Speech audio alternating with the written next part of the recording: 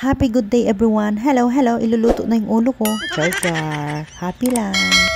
For today's video, ayan, magluluto tayo ng milk fish.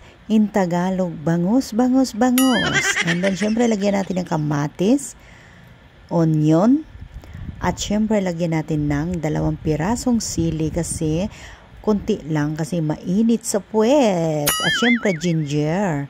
And then, green. Tapos, lagyan natin ng asin, black pepper, light sauce, and then syempre tubig para maluto, and then isalag na natin kasi gutom na yung mga bulate ko. This is it! Luto na siya. Let's go! Ayan, kukunin na natin yung isang piraso, isang slice.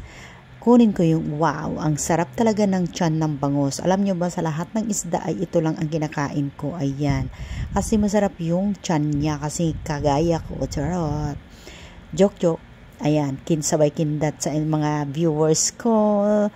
Ayan na, kakain na tayo, start na tayo. Ganito talaga ako, masayahin ako. Pagod ako ngayong araw, pero masayahin pa rin ako kasi lalo akong nag-energetic kapag pagod ako. So, ayan na nga siya, hindi ka na ako magda-diet. Thank you for watching.